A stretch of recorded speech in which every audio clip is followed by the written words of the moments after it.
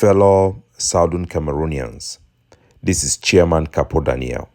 I want to release for una a phone conversation, an edited version of me and Justice Augustine Nchang, where they recently kidnapped and released after we put an ultimatum of 24 hours.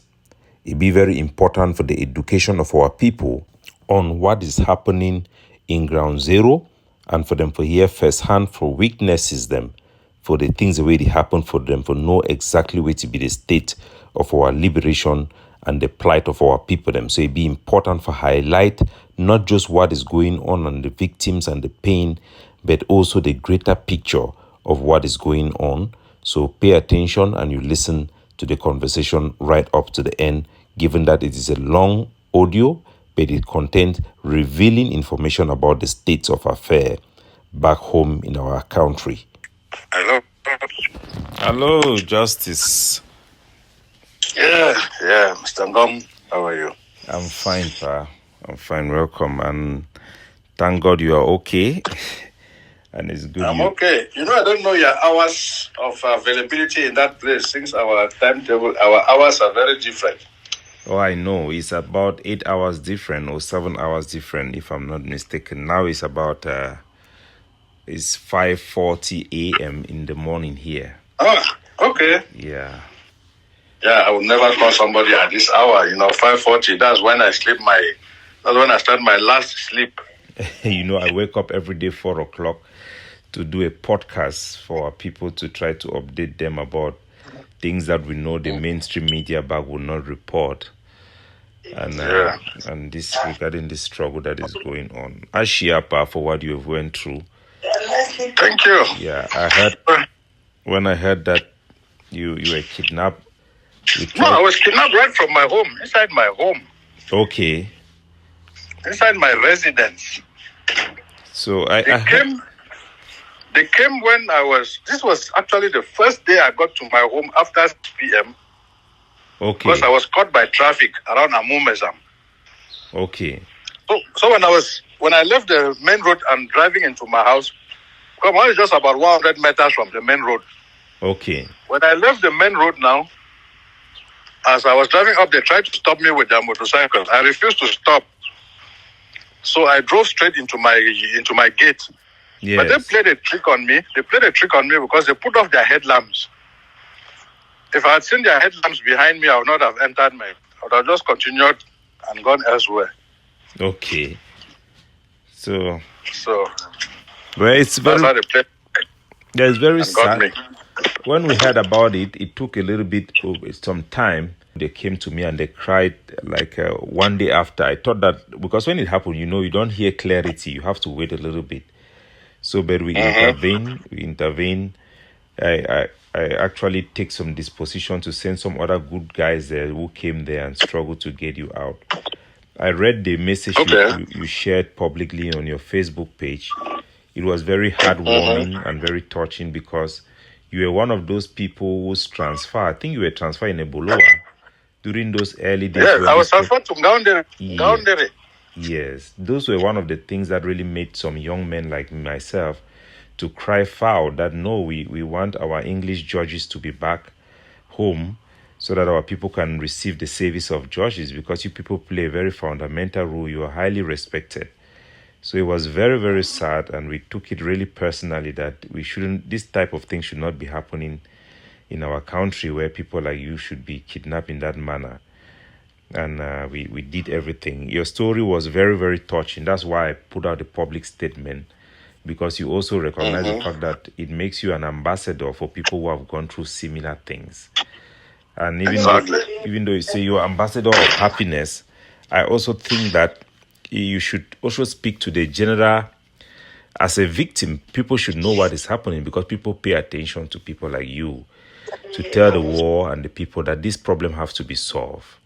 These boys, they are doing what they are doing with some legitimacy or appearance of legitimacy, because people believe that there is a problem that needs to be resolved by the government. The government cannot they have taken their measures, but they cannot impose their measure is not enough. It's not enough. That's evidence of why these boys, they still go around to do this thing, and people think that they are representing the people, because they don't think that people still feel aggrieved.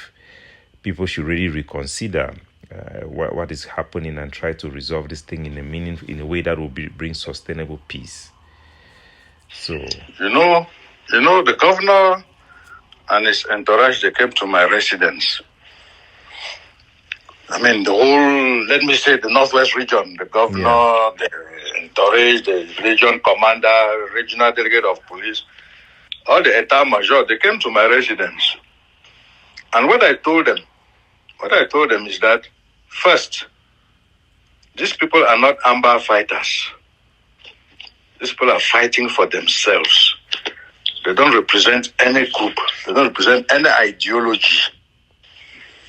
So this thing that every day they're accusing Amber, and these people, they are just hiding behind that thing to be committing financial atrocities on people. Yes. These are not ideological fighters. No way. They are not. First of all, if you look at their level of education, if you look at their lifestyle, you see that these people have no ideology. None at all. So they should stop hiding behind Amber to be committing all these atrocities. And the government is there blaming the Amber. They're blaming Amber. Yes, I know that Amber had lost its value a long time ago. But what is happening today should be addressed as armed robbery, not Amber. Yes, I totally agree with you. You know, my house, I don't know if you have heard, but my childhood house in my two have been burnt down by the same Ambazonian fighters. I think 2 days ago, 3 days ago. Yeah, somebody called me and told me that I should get security for myself because I've burnt your house. Yes, that's what happened. They came and burned my childhood house, everything down. Just like you said, these boys are now taking advantage of this struggle. There should be a distinction between what is going on now and the political fight, because at certain level, their legitimacy comes from this political fight, whether we like it or not. They are Ambazonian fighters, and this is what they have become. And the reason they are able to get away with... Wait, I didn't get something. Are you saying that you said something that they are Ambazonian fighters? Yes, they are Ambazonian fighters because they pick up those weapons because of this struggle. They might have lost their way, but these are the boys who have been posing, or Ambazonian leaders. Myself being an Ambazonian activist, we have seen their actions and they have acted to hold the line in the struggle and have gained legitimacy. They carry the name Ambazonia. They carry out this activity and people tolerate them because to some level they believe that they are fighting for what everybody was fighting for, even though we all know that they are now fighting for themselves. They are now carrying out this criminality because it benefits them. That's how they make their living. But that they still draw that legitimacy from the fact that there is this crisis going on. It has not really been resolved in a way that is acceptable by the general public. Even the CPDM people have said that the special status is just on paper. Is not. It was a monologue. No meaningful representation of the parties of the conflict were in that debate. That is the main reason they are gaining legitimacy. And I think that I still doubt that word, the use of that word legitimacy, because we are all Anglophones. Yes. And to say that these people are fighting for us, how do you expect me to ever come to such a conclusion? That the people who are harassing the hell out of me, making me sleep under the stars, making me go for 5 days without bathing, are fighting for me. No, I know for sure. Like, I'm a victim now. I'm talking to you like somebody whose house have been burned. Not only my house. This is my childhood house, my family house built by my father. It's not my even house. So what I mean is that these boys, these Ambazonian fighters, because these are Ambazonian fighters, they were fighting for, they take their legitimacy from the fact that this crisis exists. They have been fighting with the name that they are fighting for the struggle. So they, in their mind, are legitimate, and the population kind of see them like, these are Ambazonian fighters. Ambazonians have a political connection to it. So they draw their legitimacy, even though they are thieves now, they are kidnappers, they are people who have committed crimes against our own people. But they are that is the reality, that in their mind the population tolerates it, the population still protects them. Some Ambazonian activists still give them that power because they fight in the name of Ambazonia. That's why they can survive. That's why they can get away with this thing, because people still think that their action is in line with some general interest. But that distinction can be made, and that is the key to end this crisis. The government should look for a way, as a matter of moral question, as a matter of something that is humane, to see how they can delegitimize these groups. The only way you can delegitimize these groups, so that the population know that these people can be seen for who they are: thieves, criminals.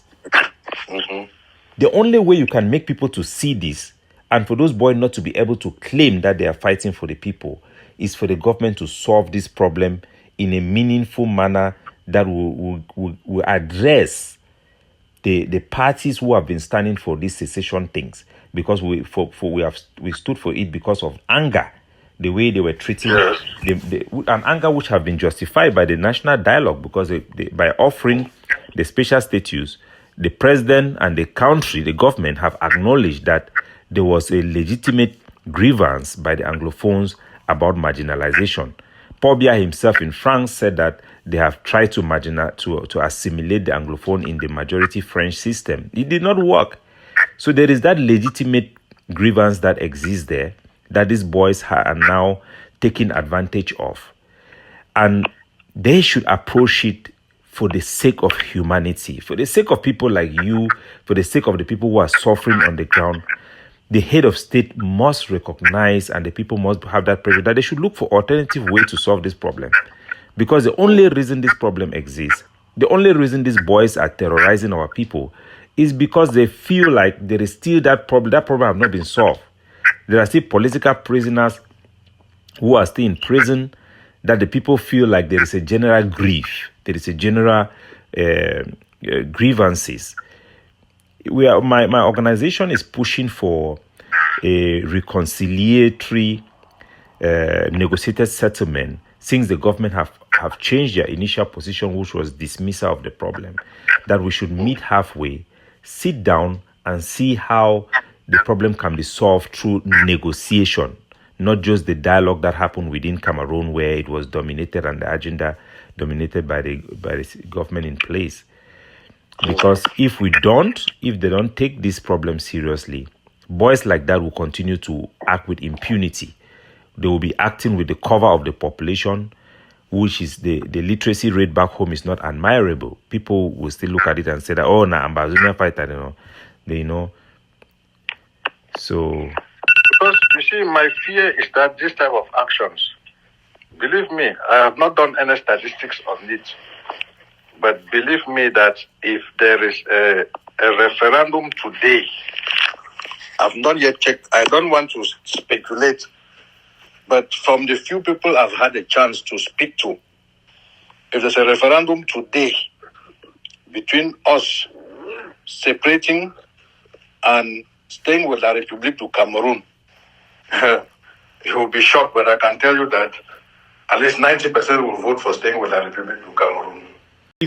If you say that, if you actually, La République, we had our difficulties, we had our problems with. I mean, but it's not like difficulties limited to Anglophones. The whole country has problems with governance.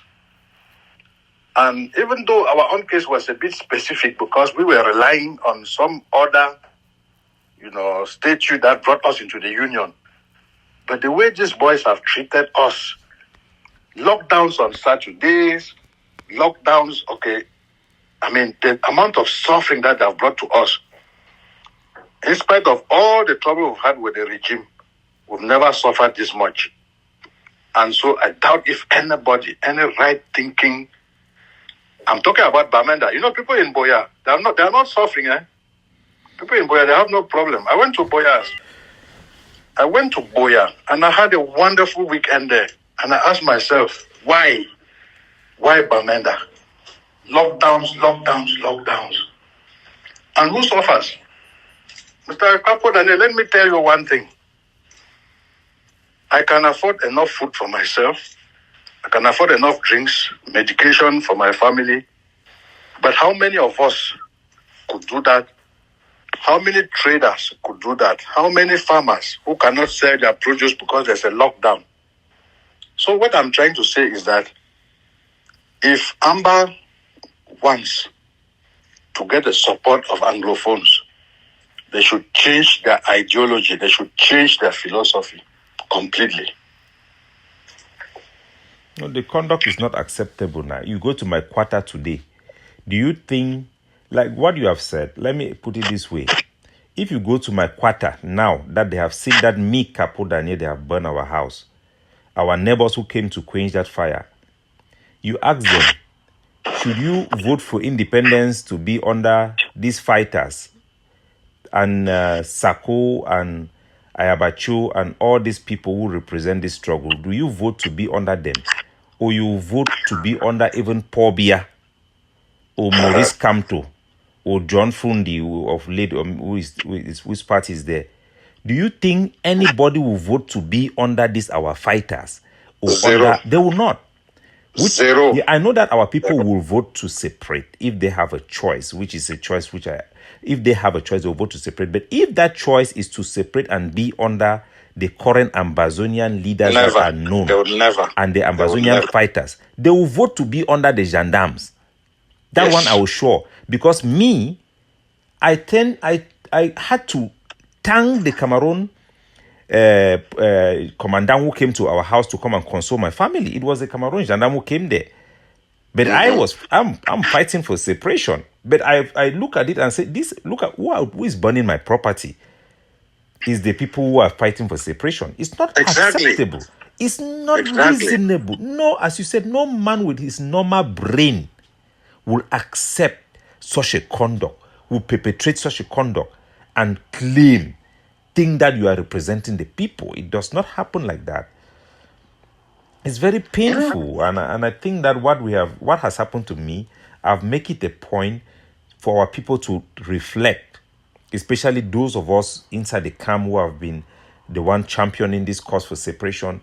The leadership should reflect the reality on the ground, that the fighters which we had nurtured and raised and encouraged have become a cancer to our society, that no normal person should support it any longer. It should come to an end. Do you know that when you met that you are outing, those boys, they brought it to me. As usual, they have guns pointing at me, and then they have cutlasses. Told me to remove my shoes for them to beat me under the soles of my feet. So I asked them why. They said, no, my friend Capo Daniel has criticized them, is threatening them. I said, no. I've been listening to Capo Daniel, but to tell you that he's my friend, I don't know him. Yeah. I've been following him up, but I don't know him. And as they said, there's every advantage.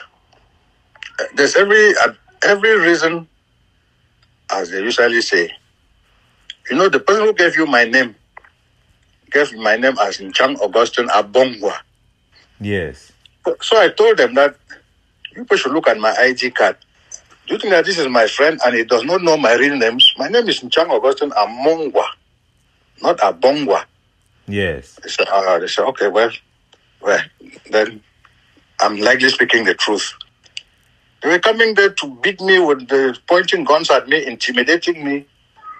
No, I'm happy you drew a lot of attention to the situation. And as a matter of fact, as you pointed out in that your letter, let us all try to work hard to see if we can resolve this problem. But one thing is certain, and they will continue to maintain this status quo. They say, no elections. I say, so how do you intend to stop this war? It looks like people are enjoying the war. Well, that's actually the truth. I told them that they are enjoying the war because they are not fighting for a solution. Yes. Because what they are doing, using arms to harass people. The short time I was there, they made so many tens of millions. Where is that money going to? Where is that money going to? You don't know where the money is going to. I'm sure it's going to those people who call themselves generals and the rest. Because even their staff, when I left that place, when I got there, I saw that the survival technique I had to use was to call them, corner them individually and try to make friends with them. Yes. Which I succeeded. That's what saved me. I'm very good at jackery, By the time I left that place, the way I embraced some of those boys, the Stockholm syndrome. Yes. Yes, it got to a stage that I became so friendly with those my captives, with those my captors that, when I left the bush, one of them, after I spoke to one of them, this boy has an advanced level in accounting. I asked him, what the hell are you really doing here? Carrying a gun, harassing people, kidnapping people and collecting money. Do you think that you have a future? How long do you people live? People are the most fragile people, the most endangered species of Cameroonians, because people don't live for long. Very soon they'll come and kill all of you here. They said, no. The boy said, well, I'm going to think about it. But bringing them out from the bush will not bring a solution to this problem. The problem is still there. The problem has not been solved. Exactly. That is the issue. Do you know that the proposals that governments made during the days of the consortium, if we had stayed on those proposals made by the government and they were fully implemented, we would have been living a happier life already while waiting for whatever will come in the future. Everything cannot come in one go. The government had created, they were supposed to create faculties of law in all state universities for common law. They were supposed to open common law jurisdictions in the francophone zones where you have a case, you go to Douala, you decide to go but to an English judge, you apply the common law. It was a choice for the population. Yeah. Those were very far-reaching and excellent proposals made by government. But we turned them down. Okay, we were looking for bigger things, which unfortunately have not come. This special status is less than what the government had promised. That's my own opinion of what this special status is, because it does not change anything technically. Yeah, it has not. It's even an administrative measure. It's a negotiator, because I negotiated in the Canadians' talk on behalf of the struggle. As a negotiator, I think they have reached out. To be honest with you, they have reached out. They have a negotiation with Seseko in prison, who has been announced. There was an attempted negotiation in Switzerland. We had a proper conversation in Canada, and I've been pushing for direct negotiation as well. So I know that there is that will to negotiate. It depends also on our own reaction from the separatist side, because that's what the government have said to us. You people you are a party to the conflict, so it is a issue now between the separatists, the parties to the conflict, the government and the separatists. So if the separatists are all people who do not even care or who do not even understand how things work, they cannot be able to make being flexible or being strategic for the freedom of the people, for the greater good, but they focus on radicalization, and we have now had hoodlums like the ones who kidnap you, who are now the ones making rules. Do they even care? Do they even know that there is election coming? Some of them don't even know that there is an election coming. They're not even interested. You think Sako, who is somebody who who was not even responsible enough to have a job in America, and Chris Ano, who were in America for years, they could not have a job. They will be responsible enough to take on the general interest of the public. They will not. The thing have been dropped from the hands of Seseko, going down, radicalizing, and now you have a boy in Bafut who have never even traveled to Bafusam, taking decisions about lockdown on the life of people. He doesn't even know how the life works. He doesn't even know how electricity runs. He doesn't know that you need water and doctors. So it has become in this level. My cry as a young man who grew up in the city there, who fought for Frundi, shooting stones against gendarmes in my two junction there, it's my instinct to always stand up. I fought for this thing right from the University of Nchang, because I went to law, University of Nchang, I went to law. 90% of our lecturers were francophones, teaching us, and they expect us to pass. So we have been struggling with this issue.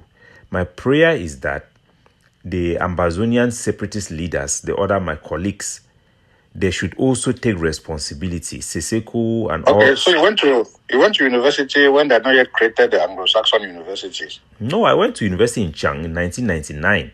Law and political But by science. then, we already had Anglo-Saxon universities now. They had it there, but my father was a civil servant. He was I think delegate of P&T there from postmaster and all this type of things. So he wanted me to study administrative law.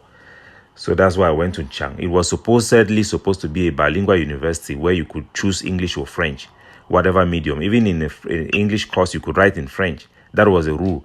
But as a matter of practicality, 80% of the lecturers were French.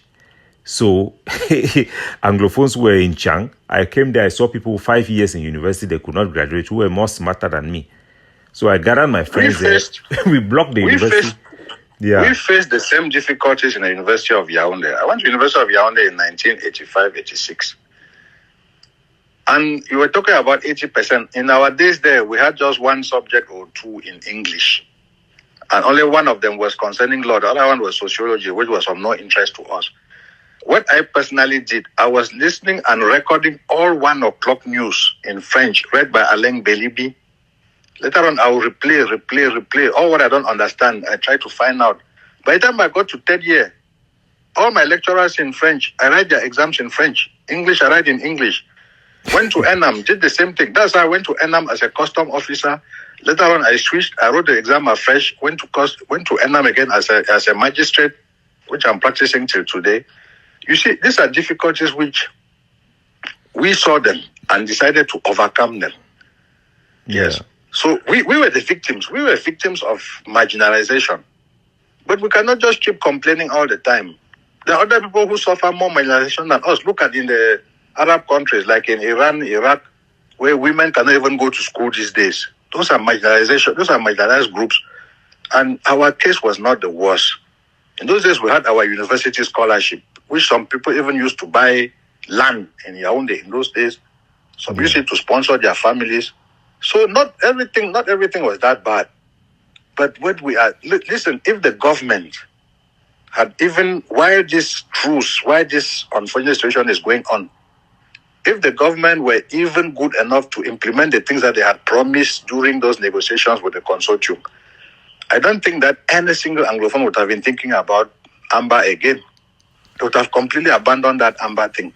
Yeah, but we had radicals on both sides. You had the people in our side who had already had this nationalist idea, who had fallen victim of the system. Like myself, I give you an example. I ran away from the university at the year 2 because the gendarmes there, we had Atangana Mebara. He was the Minister of Higher Education at that time. When he heard about our protest, because we blocked the university physically, we had to use force to block the university. They identified those of us who were the leaders who were doing those things. They arrested us and tortured us very well. But Atangana Mebara, when he came directly to Nchang. They brought us from the gendarmerie to meet him in the rectorate. He had a conversation with us, but they were asking us about Southern Cameroon because for them they thought that it was a separatist issue. I did not even know about Southern Cameroon issue at that time, to be honest with you. And they realized that these were those young men who were trying to learn, and we could not learn because it was French. Atangana Mebara gave me the book of Carson Anyangwe, right, the title, The Anglophone Problem. It was Atangana Mebara who gave me that book. So he promised that they will employ some more Anglophone lecturers. But when he left, the gendarme told me that people like me would die. The day they will meet me on the street, they will kill me. So for 2 years in the university, I go to school in hiding. I don't even associate with people. I was hiding and going to school. I end up have to run away from school. So there were people like that, like Ayabacho, Akwanga, who had been victim of this struggle. So when this problem came, those people were saying that it is time for us to break away when the consortium was negotiating with the Cameroon government. And you also have radicals like Atanganji Paul, who were saying that this problem do not exist. The government should not even negotiate with them as an Anglophone. And they prevailed because Atanganji Paul provoked a situation in Bamenda when he attended this RFI interview where he simply dismissed everything. Out of a sudden, Laurent Esso decided to ban the consortium. They decided to ban it because instead of handling it like a responsible government, they decided to ban it and go the way of the radical like Nchang. And that is when this our fight went off track. Yes, there was no From the reasoning moment that anymore. there was no consortium. Once the consortium was banned, there was no leadership again, and it transferred abroad. Exactly. At that time, myself, I thought that ban for me was a declaration of war, because if the government said that Anglophones are not capable of negotiating as a group, that means for them, we consider it as a declaration of war. They have said that we don't have the right of political association or political participation. That was a big mistake. But hindsight, the government have now come and said that they recognize this problem. They should end this issue of terrorism about the Ambazonian cause, the banning of the consortium. They should have a second negotiation, which we are pushing for. We have said that we should come back and negotiate. We have seen the government, we have negotiated with them. It is time for them to have pressure on Paul Biya and say, if you want this election to come, we must deal with this insecurity from a human perspective. The government should no longer look at it as a political issue, because it's a human crisis now. Our people are being slaughtered by hoodlums, illiterates, who have taken over the struggle. Hardliners like Ayabacho, who do not care. They don't care about what is happening. They declare lockdowns. They don't care. You think Sako care about the prisoners? They don't even care about anybody. If they can burn my own house, who have represented the struggle at that level, then it should be a moral issue to resolve this issue in a way that would delegitimize criminality. And I pray that that spirit that brought us together as a country, where we will sit and see Francophone, they are eating our food, we will marry their wives, we have become one for these 40-something years we have been living together. We have intermingled, we have become there's this Franc Anglais going on, there is a new culture going on in Cameroon, that the head of state should have that pressure, and people like you should not just be quiet and live your normal life, because as a judge, you have a lot of restraint ethically where you cannot talk about certain things. But as a victim of this kidnapping, I think you should highlight the continual risk that this thing that started as a legitimate issue is now being exploited. The government should address this issue. And I've also told Seseko, I've wrote a letter to him, I've told the other Ambazonians that what has happened to me, if you people were thinking that people were lying, it should be an evidence to you people that this struggle have been derailed.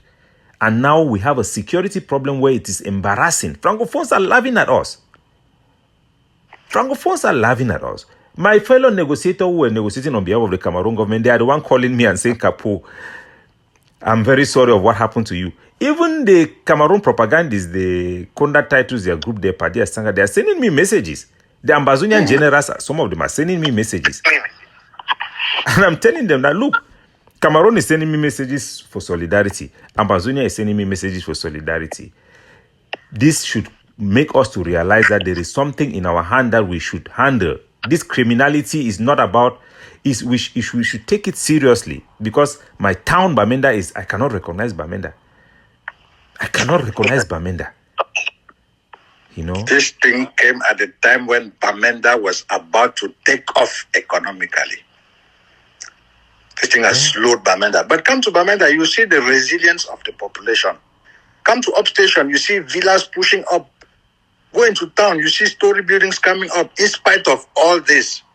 So you can imagine what would have happened to that town if this thing had not started. So you see, it's an unfortunate situation that we find ourselves in.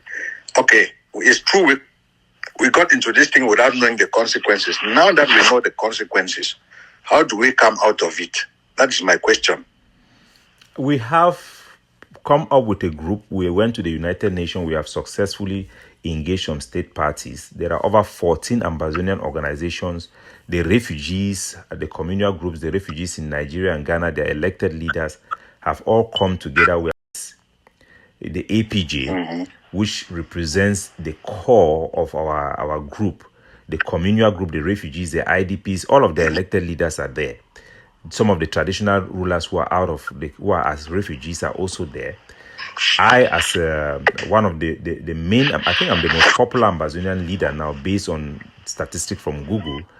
We have all come together and said that it is time for us to look for a new social contract to end this war permanently. That the government, who have also shown flexibility, because I talked to them, they have shown flexibility, they should come to the negotiation table and let us negotiate. And those Ambazonian leaders who are in prison and in the diaspora, who accept this way forward, should come out of prison. Those who realize that who want to look for the real solution and abandon these violence means that have failed on both sides, because the violence also came from Cameroon. They have burned people's houses in Bali, Park them, Bengui Road there. There are people whose houses have been burned. There are people who are in Nigeria who have also been chased out by the Cameroon army. Look at Garbu. So there have been atrocities on both sides.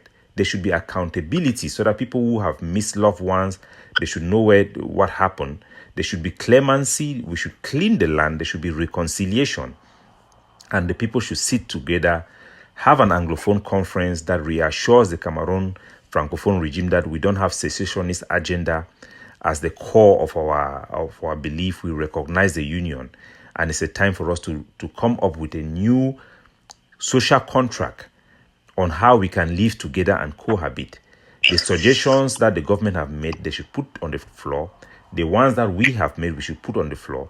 Those who are radical, those who have chosen this extreme means that we don't accept. There is no Anglophone who accept with these soldiers' behavior and their conduct, or with some of our Amazonian leaders. Nobody. Those ones should be put on the side. Let us sit together and make a new social contract and end this war in a way that will be accepted to our people and that will represent their core interests. Like you say, you yourself have been a victim of marginalization. Paul Biya have accepted that there was an agenda of marginalization. Now, how do we address it? It cannot just be the government issue. It cannot be a CPDM-dominated issue. It cannot be a regime sanction issue. It should be an issue of the parties to the conflict.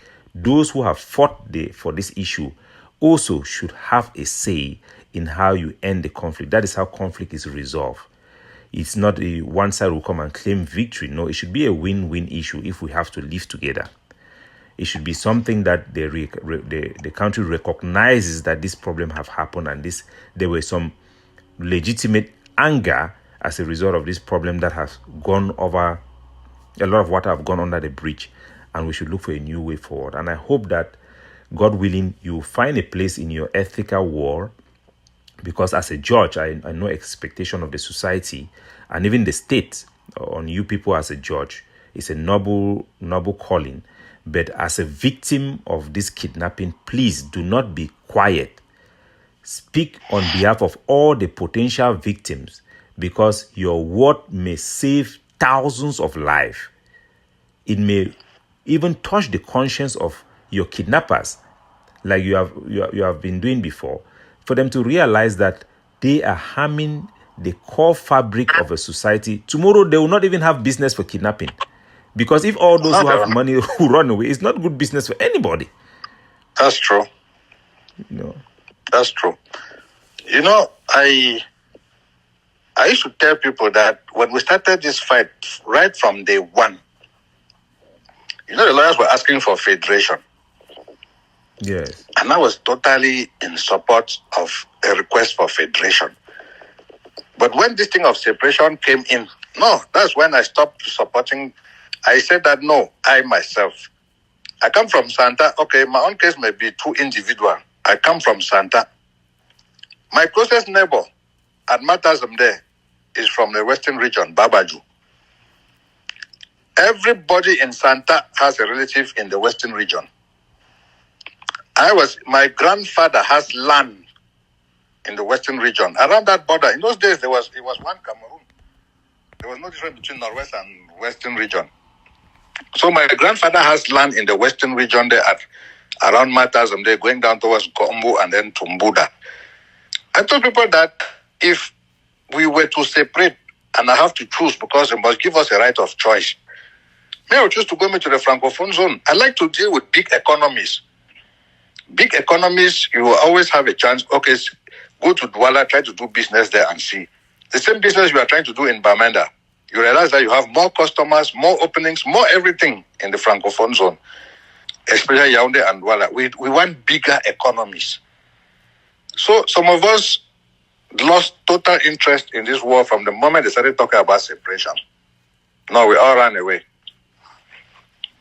Yeah, I think it was a matter also of anger because we have been living together for long without complaint. Foncha was there, a vice president, without complaining. Everybody was there until they start to dismantle the federal constitution in a way that did not reflect our own right of self-determination.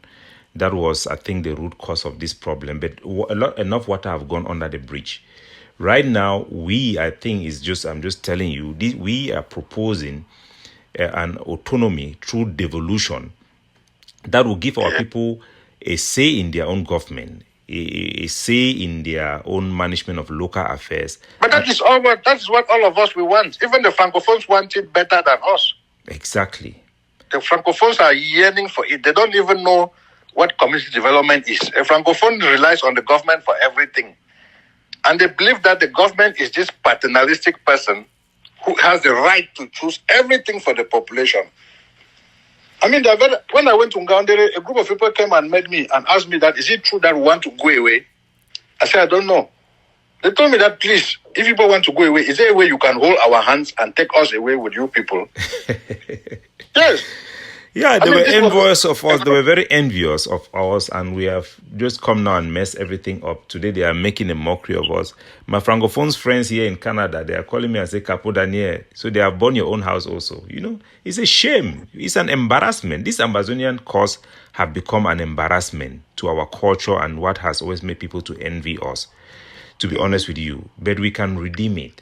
My prayer is that good people like you do not stay quiet because of intimidation. And your experience, I read your letter in Facebook, it really shows a character of a judge, like we know.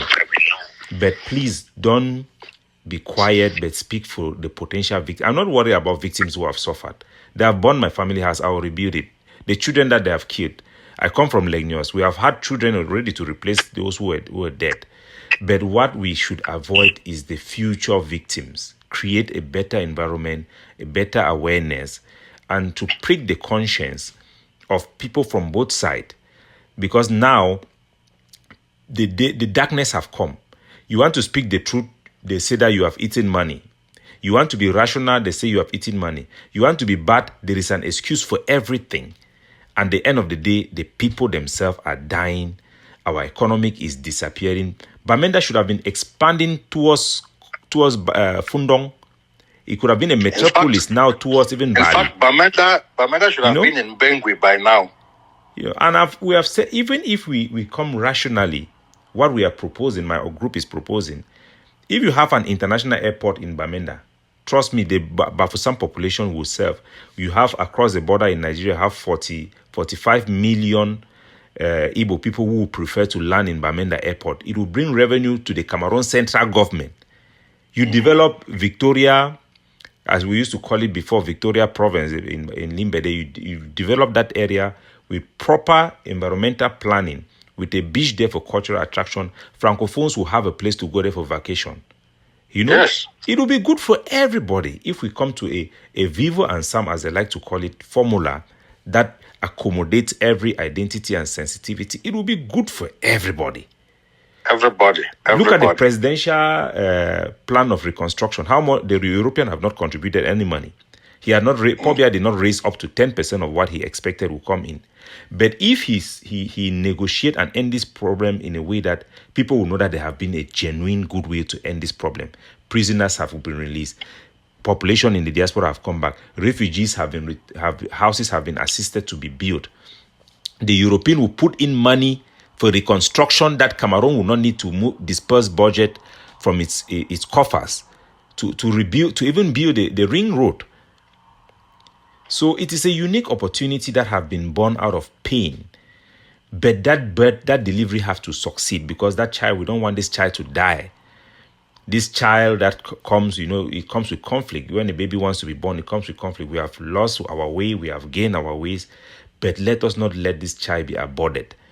Let people like you speak out and prick the conscience on both sides to come to their reasoning and look at this. It is something that people should pity over. Your case, a judge dragged like a common person and treated in that manner. You know, when I talk to those boys, their main boy there in Tuba, I talk to him. I say, my brother, what are you doing? What are you doing? Have you think about what you are doing? What you are fighting this thing for? Who to help us? Do you think anybody will hear you? What you have done to this man will even look at us and smile? They'll look at us and lost their appetite. That is what I asked them. I asked them that, look, you people are humiliating. I'm a judge, 34 years of working experience. If you people win this year war tomorrow, you will need to come up with laws and regulations. You will need people to judge cases. You will need people to organize the judiciary. If you start harassing and intimidating and disgracing people like us, who are those who are going to do those things for you? I said, you need us. You need custom officers. You need taxation officers. Yes, people know how to carry the gun. Can a gun rule a country? You need technicians who can rule a government, who can run a country. But you know, these are people who are completely impervious to any reasoning. But I think I want to once more thank you, because I think the amount of pressure that went on those people. Every day they were threatening that they were going to beat me with a cutlass. That I've never picked up somebody and according to what they were saying, they're disturbing them so much. I said, no, they're not disturbing you. One day the drones came there and were circulating around where we were. Yeah. So they say, I'm the one causing all this trouble. I say, I'm not causing any trouble. You expect the government to lie down and fold their arms when I've been kidnapped? I say, until people release me, nothing, you will never know peace in this place. They say, but you know, if we don't kill you, and then all this thing will end. I say, kill them. At the fear die. I had some courage there, which I don't know where it came from. I told them that, look, this is absolute nonsense. Let's all stop this nonsense. If you want to build an Anglophone community, this is not how you do it. This is not how you do it. You cannot take your own elite and humiliate them like this. You cannot take your own elite. You know, everybody knows that I'm an Abakwa boy. I tell you. And then they start seeing me being dragged left and right inside mud, sleeping under the moon. No. I mean, I asked them, who do you think can respect your movement? Who can respect your cause if this is how you are treating people? No. Well, no, thank you very much. Before then, I've been following you up. I've been following up a lot of your, in fact, I almost want to say all of your outings on YouTube. I've been following them up because I saw that you were already talking a lot of sense. It is time for anger. That's how I always tell people. There is time for anger. But we should also recognize when that time has come to an end. You know, if we are angry with somebody because the person have made a mistake or do something to you bad, even intentionally, once that person also react and say that, okay, you must now sit down and say, okay, let's talk. Because if somebody owe your money and the person is say, okay, I'm willing to give back the money, but I'll start from here. You don't come and take it. And then you are keep on using the means of fighting. The person will welcome the fight because he knows that he's stronger than you. And even the small money he wanted to give you, he'll put it back in his pocket and fight. Even the big people who are standing around, they will not intervene because they'll say, you are small. He wants to talk to you. You don't want to talk. So how can anybody help us? Well, but thank you. May God bless you and keep you strong and give you the opportunity to speak for the victims, because we are now all victims, you know. So that was the end of the conversation. I hope this will give an insight, hearing from witnesses and people of credibility, giving you a 360 view in an unfiltered manner. It will help educate our people to understand the state of affairs in an environment where the social media is very toxic. People do not have proper perspective. We hope this serves the interest of the public to educate people and to push people towards the right direction of putting an end of this war of shame and giving our people back their life while securing their aspiration of an independent country through the proposition we have made, which is autonomy through devolution of constitutional power that give our people self-governance with an envisaged referendum for our people to exercise their right of self-determination. God bless you all. Capo Daniel, signing off.